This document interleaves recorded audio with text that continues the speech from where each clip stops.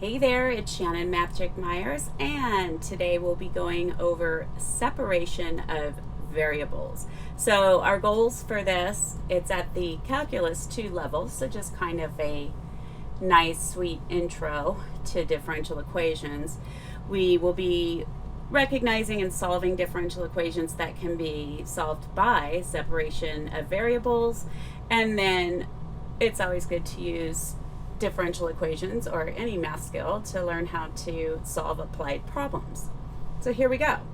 Consider a differential equation that can be written in the form capital M at x plus capital N at y times dy dx is equal to 0, where m is a continuous function of x alone and n is a continuous function of y alone. I don't like the looks of that m.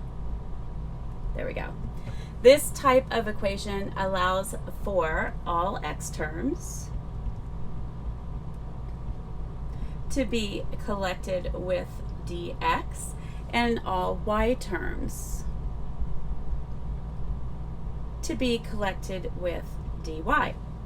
When we integrate both sides of the equation, we then obtain a general solution. So you basically get a whole family of solutions. So it'll either be, they'll either be off by a vertical translation, or it could be a vertical compression or stretch, depending on the differential equation. These types of differential equations are said to be separable.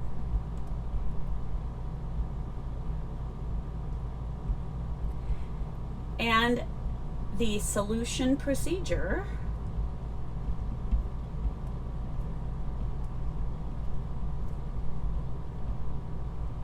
is called separation of variables.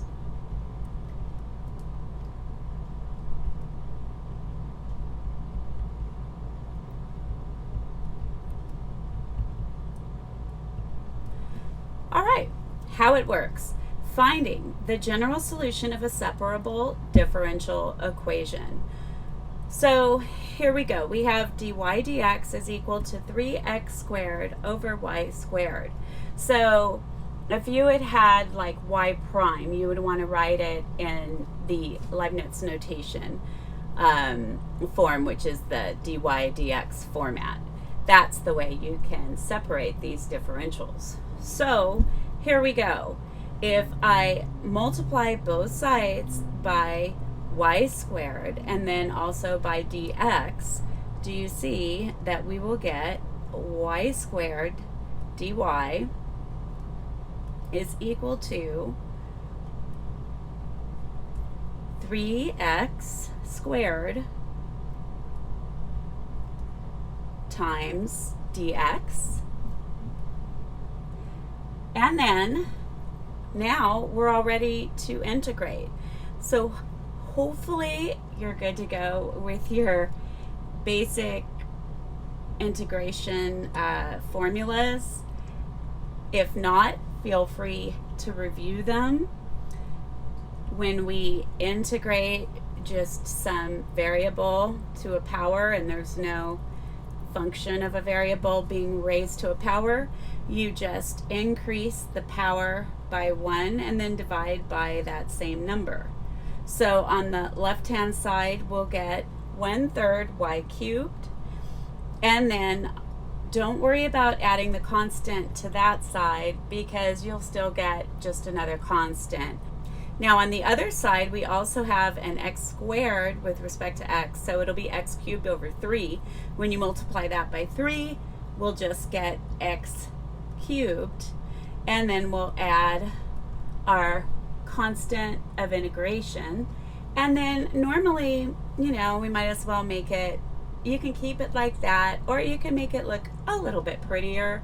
So if we multiply both sides by 3, And then let's go ahead and call this constant 1 since I'm messing around with the equation. And then we'll end up getting y cubed. We'll have a 3x squared. We'll go ahead and subtract, or 3x cubed, and we'll subtract it so it's there with the y. And then you'd end up getting 3 times c1, but that's just another constant. And so we have plus c, or equals c. Cool, cool? All right, here we go. Next problem is 12y times y prime minus 7 times e to the x is equal to 0. So at this point, feel free to pause the video if you'd like, work out these problems, and if you think that you're good to go, then you can just do that and then check the results, and otherwise just work along with me. All right, so here we go. I'm going to rewrite this as 12 times y times dy dx, and then I'll add the 7 times e to the x to the other side, and then I need to multiply both sides by dx, and I'll end up with 12 times y dy is equal to 7 times e to the x dx. So now I have separated the variables. Once we separate them, we integrate both sides. And so I will end up with 12 times y squared over 2 is equal to 7e to the x plus c, and then that gives me 6y squared. I'll get that 7 on the other side and isolate c, you don't really have to, is equal to c. Beautiful. How you doing? You got this. Hang in there. All right. Next one. Xy prime is equal to y. So again, y prime is dy dx. So this is x times dy dx is equal to y. Little bit of a sneaky one, right? Because, I mean, a person might be tempted to stop after they multiplied both sides by dx, but we don't have the variables matching the differential, right? So we basically need to rewrite this as 1 over y times dy is equal to 1 over x times dx. Now, with problems like these, where you're going to have a natural log on both sides after integration, we want to play around with that constant a bit. So here, we'll end up with natural log absolute y is equal to natural log absolute x, and then we add a natural log absolute c. So then, using properties of exponents on the right-hand side, we'll have natural log absolute value of y is equal to the natural log of absolute c times x. And so, solving, we just get y is equal to cx. So this is a case where your constant of integration ends up being a multiplier to x, and so this means it'll be a vertical stretch or compression, whereas the other ones were we added a c, and so that was a vertical translation. All right, so next up we are going to look at finding a particular solution of a differential equation. So sometimes we are given an initial condition,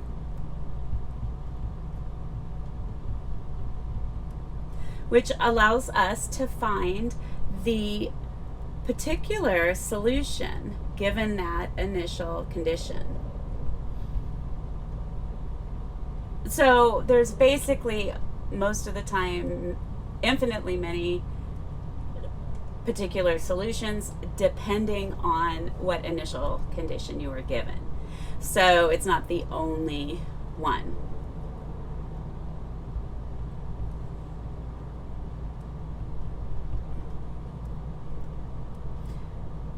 So let's look at an example. Excellent work. Again, if you want to go ahead and work ahead of me, feel free. And let's do this. So we have the square root of x plus the square root of y times y prime is equal to 0. And this portion right here is called our initial condition.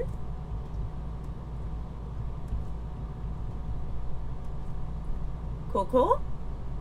All right, so first off, you have to do what we did before. We have to find the general solution.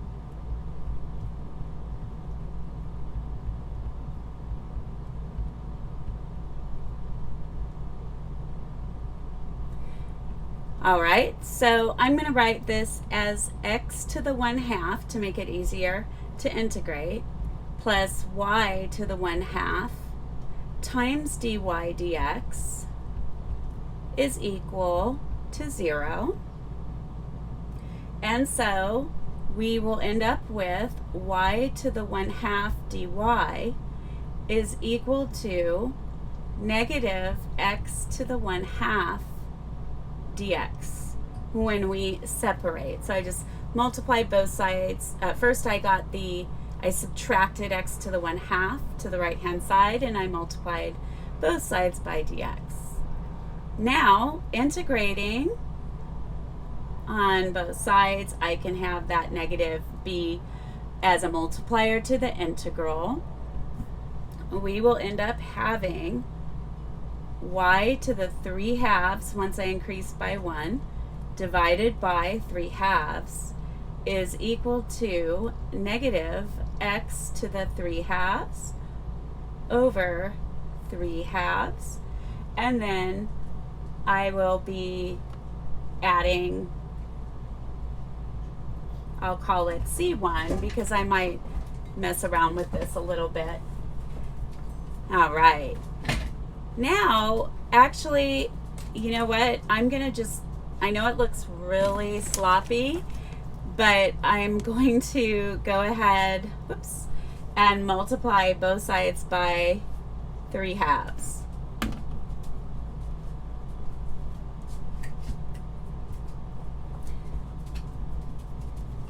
It'll make it easier when we're finding our particular solution. So then we will just have the 3/2 will divide out on that left-hand side, and we'll just have y to the 3/2.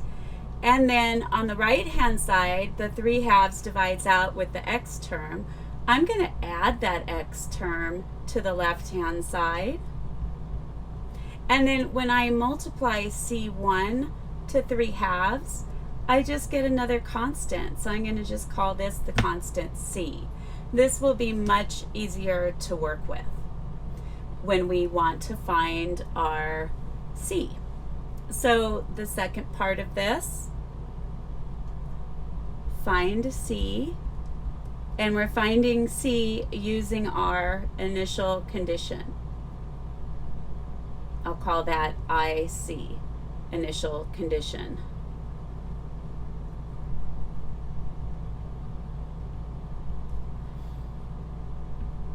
All right, and then when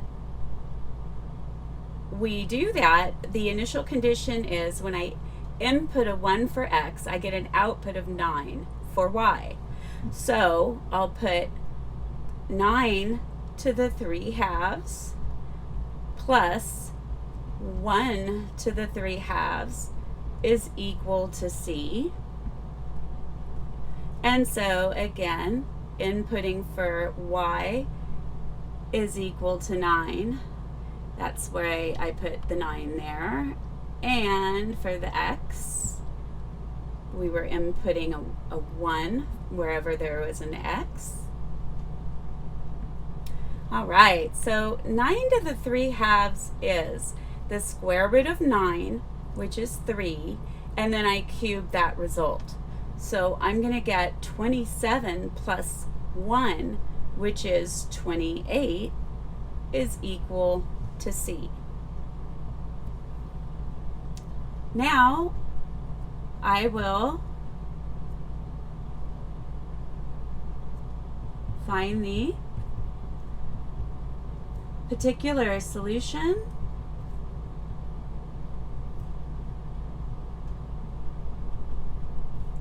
given y at 1 is equal to 9,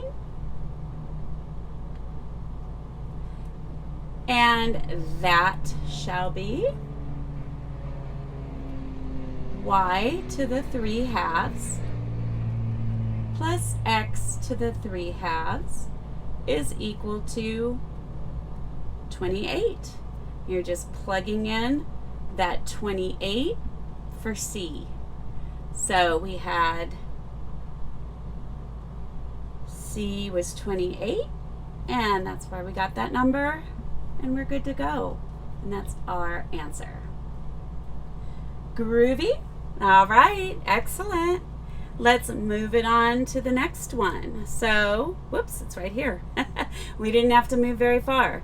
So we have drds is equal to e raised to the difference between r and 2s.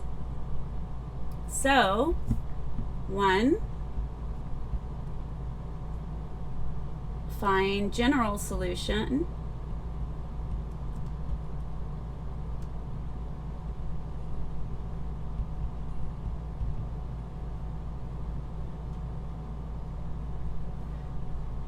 All right, let's get started on this guy. dr ds, it's okay that our variables changed, is equal to, let's play around with e to the r minus 2s. Remember that when you're subtracting exponents, that's the same as dividing same bases. So we'll have e to the r over e to the 2 times s. Now I want the r's on the left side and the s's on the right side. So I'll have e to the negative r dr. I want to put it in the friendliest format for integration, is equal to e to the negative 2s times ds. Now remember, I'm going to use some pattern recognition. If you need to do a u substitution, that's fine. In order for us to integrate the left hand side, we need to have a negative dr. So if we multiply by -1 on the inside and -1 on the outside, we will have balanced out. Now on this other one, if we multiply by -2,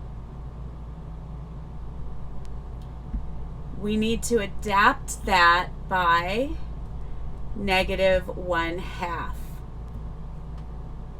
We want to move away from doing official u substitutions by the time we get to our techniques of integration, because otherwise it's just going to make you absolutely crazy.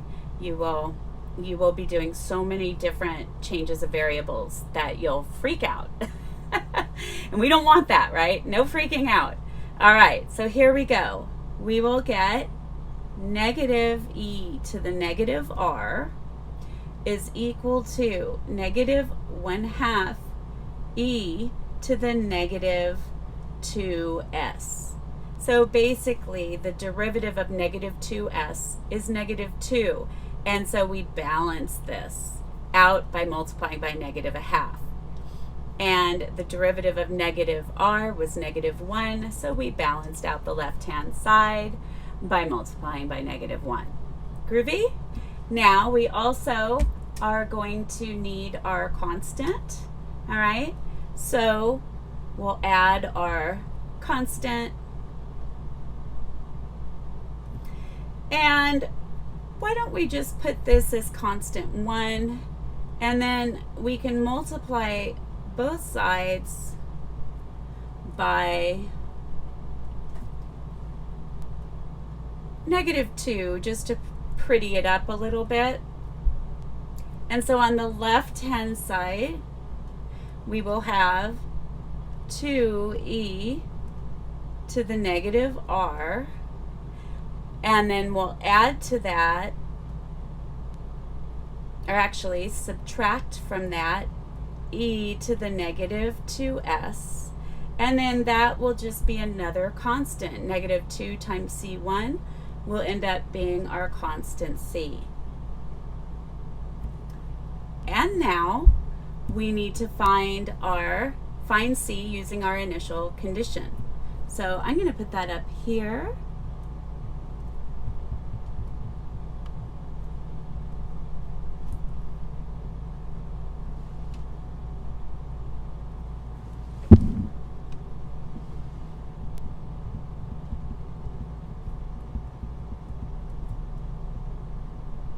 Our initial condition for this one was that r at 0 was 0. So when s is 0, y is 0.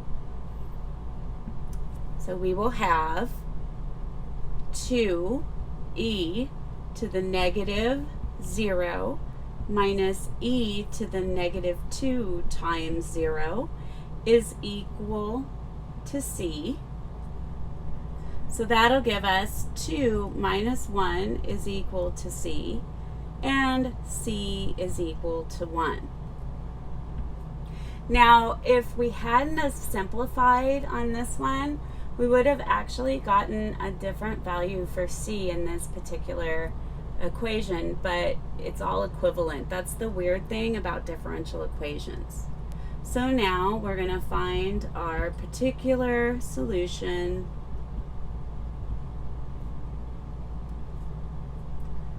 given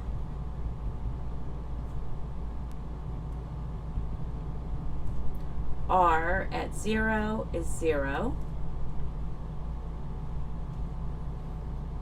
And so we will have, going back over to our general, we will have 2e to the negative r minus e to the negative 2s equals 1.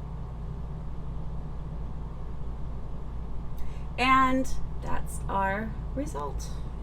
Woohoo! You're doing awesome. All right, next up. This one, I mean, it gets a little bit messy, but I have faith. Why don't you give it a try? Pause the movie, give it a try, and see how you do. I bet you're going to really get this one. All right, awesome sauce. Now, here we go. du dv is equal to u times v times sine at v squared. So the v is squared, the angle is squared, not the sine function. And u at 0 equal to e squared is our initial condition. So again, we have two same steps. One, find general solution.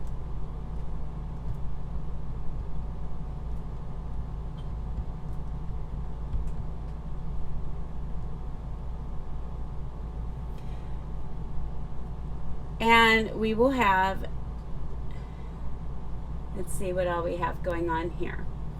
We have du. On the right hand side, we just have one u. So I'm going to divide by that u to get it on the left hand side. That is equal to v times sine at v squared dv. Now, the derivative, your substitution here would be in the angle. Do you see that on the right-hand side? The left-hand side is good to go. So on the right-hand side, our du would equal to 2v dv, right? So we have a v, we just don't have the constant 2. And so if we multiply by 1/2, all we've done is multiplied that integral by 1. And on the left-hand side, we're good to go. So then we will get natural log absolute u is equal to 1/2,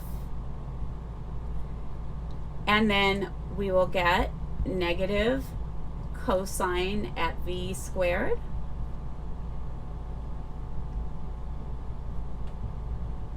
plus c. Now, I'll just clean that up a little and keep it as it is. There's no real benefit in multiplying that 2 out, multiplying by 2. So I'll just bring that negative in. We'll have our cosine at v squared plus c. Okay, second step, find c using our initial condition.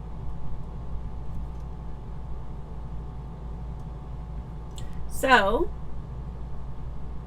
remember our initial condition, sorry, can't talk, is u at 0 is e squared. So wherever I see a v, I'm putting in 0. Wherever I see a u, I'm putting in e squared. So we will have natural log absolute e squared is equal to negative 1/2 times cosine at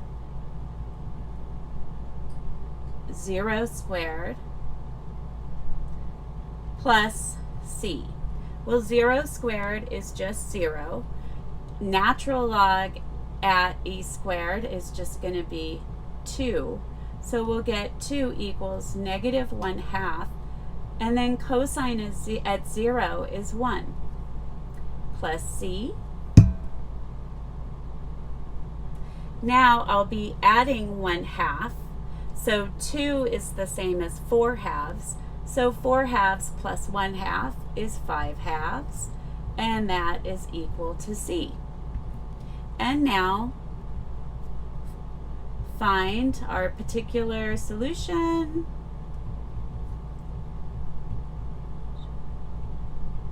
Given u at 0 is e squared, and that will be natural log at absolute u is equal to negative 1/2, and that was cosine at v squared, and then plus 5/2. And we're all done. Cool, cool. Beautiful. All right. Now, sometimes we are given a rate of change, an instantaneous rate of change, instead of an original function, and then we want to find that function. That's what the study of differential equations is all about. So let's take a look at this, this application. We have a goat that weighs 7 pounds at birth. This goat gains weight at the rate of dw dt is equal to k times 250 minus w, that quantity, where w is the weight in pounds and t is the time in years. Groovy? All right, so first we need to find the general solution of the differential equation. Don't worry that there's a k. There always is in exponential growth functions. It's, you know, that is something that you can deal with later. So now let's take a look at what we have. We have dw, and then do you see that we have the quantity 250 minus w? So I'm going to divide or multiply by 1 over 250 minus w times dw equals k times dt. Now on the left hand side, I need a negative dw, right? And so on the outside of the integral, I'm going to apply a negative there. And then the right hand side is good to go. So now we will get natural log absolute 250 minus w, and the negative will be in front, is equal to k times t plus c1. We'll play around with this one a little bit. Now, I don't want the negative in front of the natural log, so I'm going to, because I'm going to exponentiate both sides with the natural exponential function.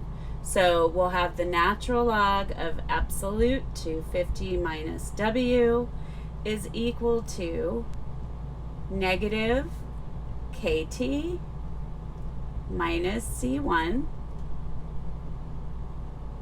And then when you exponentiate each side, we would end up getting,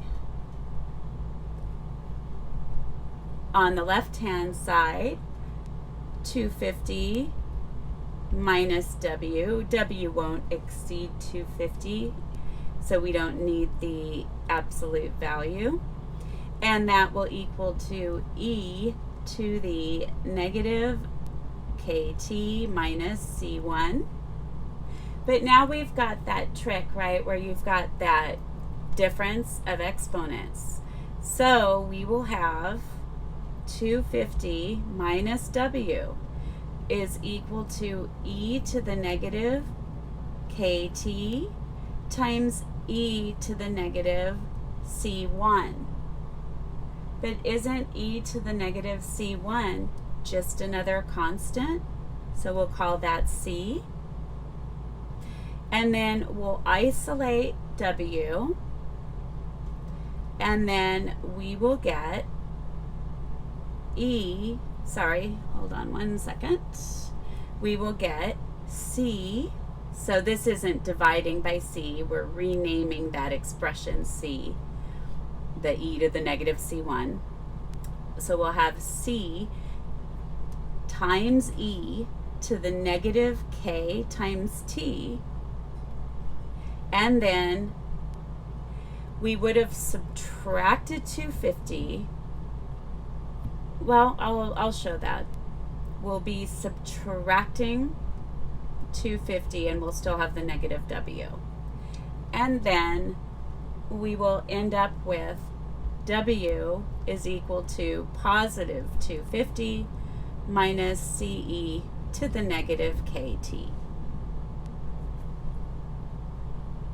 Cool, cool?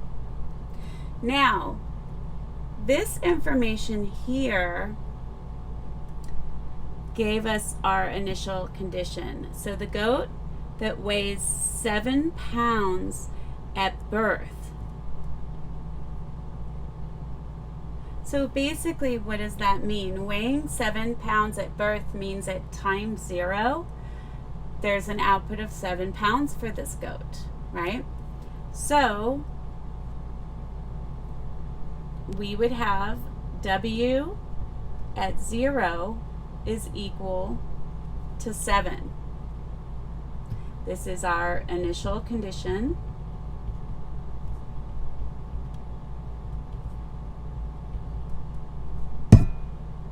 So now we're going to take a look at 7 is w when t is 0, and that will be 250 minus c e to the negative k times 0.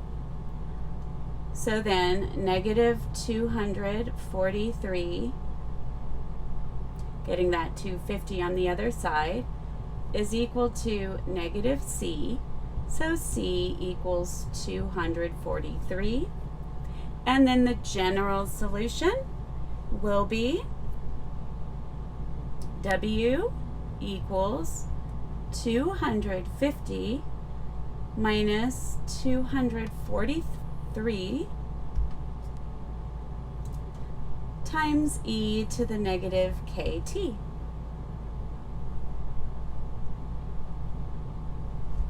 Good so far? Awesome. All right, now we're going to do some other stuff. So we want to use a graphing utility to graph the particular solutions for some different values of k. So I'm just going to rewrite this particular solution just so there's no confusion about the variables. W at time t is equal to 250 minus 243 e to the negative kt. Now we'll have it to look at. And then let's see what happens. So remember that with a graphing calculator, we're going to have to deal with x and y. We can't just name our variables something else. So, I mean, you can, but it's a little more programming, and I don't even know if I can do it with this app. So w will be y from the calculator, and x will be t. So we have y equals, and it is 250 minus 243 times e to the negative kt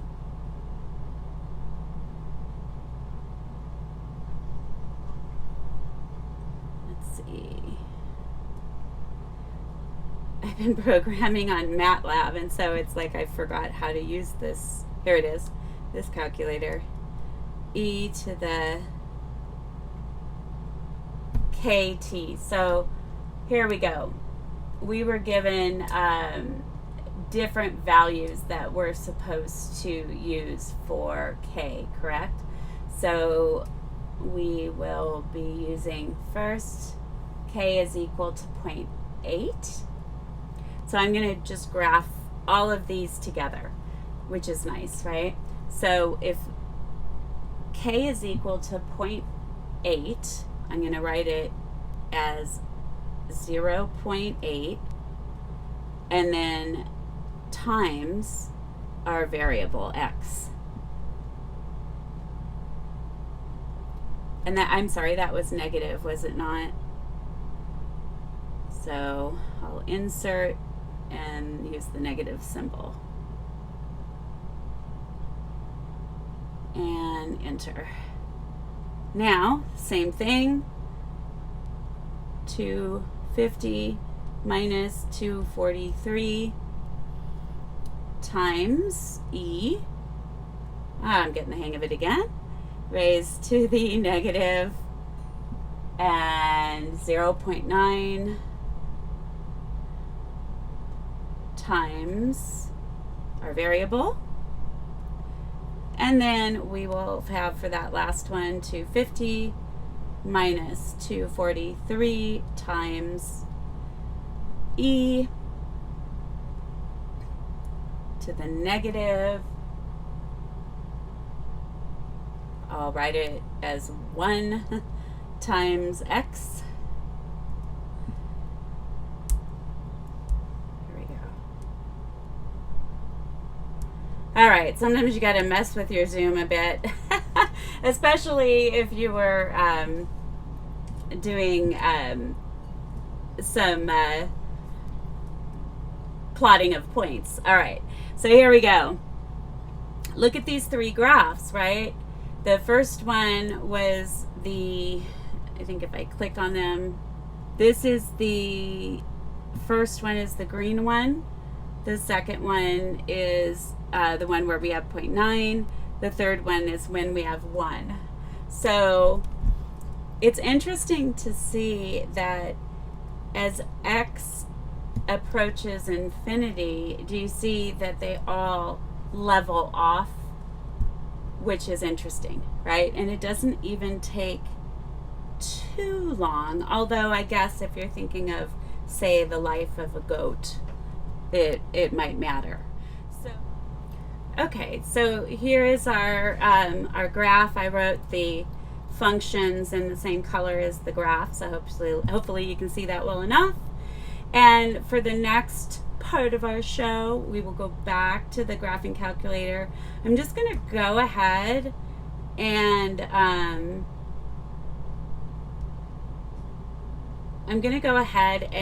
just add in the horizontal line of the weight that where they want to sell the goat. So if we say y equals 175, and that graph is in yellow. All right, so this doesn't give us as pretty of a picture for the graph, but it'll be easier for us to solve for these intersections. So starting right here, if we go to calculate, when y is 175, so it already has it set up for us, which is kind of cool. When y is 175, x is about, let's go to the nearest half of a year, or not nearest half of a year, the nearest tenth. So this is, we'll go to the nearest hundredth. 1.47 would be the nearest hundredth. Perfect. So what we found out was that at an output of 175, we have approximately 1.47 years. Okay? So we will go ahead back to here, and then we'll just say that this is T1, and I'll do the same colors for the graph. Well, I can't do the same colors. T1 is equal to approximately 1.47 pounds.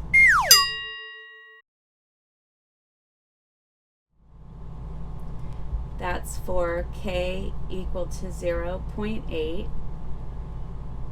T2 will be equal to, so we'll go back over to our calculator, and we'll just go over to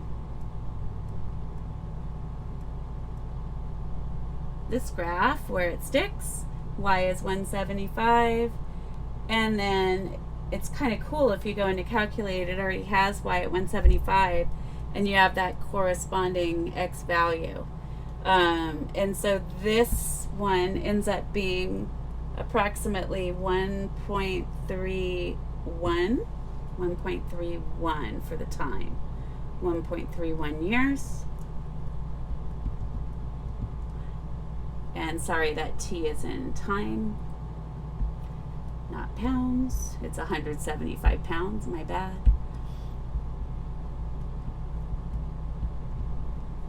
And then time 3, that one corresponded to K equal to 0.9. And then for the graph that we did in white, that was for the time equal to 1, or not, for, yeah, T equal to K equal to 1. For K equal to 1, we end up getting 1.18 approximately. 1.18.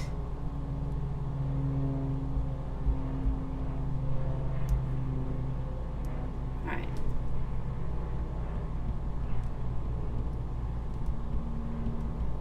For K equal to 1. All right, and then so now what we are being asked to do is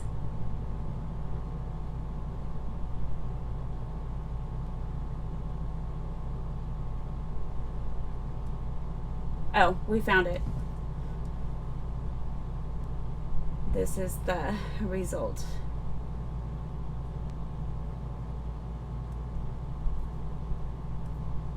And I'm just going to look back time t in years. And so, yes, we're all good. We have the correct unit. That's always good. Now, what is the maximum weight of the animal for each of the models? So let's take a look. Now, I'm not sure. Oh, well, we can't go past 250. So now what we're going to do is we're going to kind of drag this down or change our zoom. There we go. Change our zoom so we can see where it levels off. And do you see, we talked about this before, they all level off to 250, which is how, you know, the graph, the function was set up. And so the maximum weight of the animal for each of these models would be 250, assuming that, you know, of course, if you come down here, it will change a bit, right? If you're down when the goat is younger. But assuming that the goat lives beyond 6 or 7 years, maybe a little further, they're going to all be just about 250. There's that horizontal asymptote that goes to 250. All right, well, that is it for today. I hope you have a wonderful morning, afternoon, or evening whenever you're watching this show. And hey, if you like what I'm doing, please click on that like button, subscribe, share the video, whatever you want to do. Bye.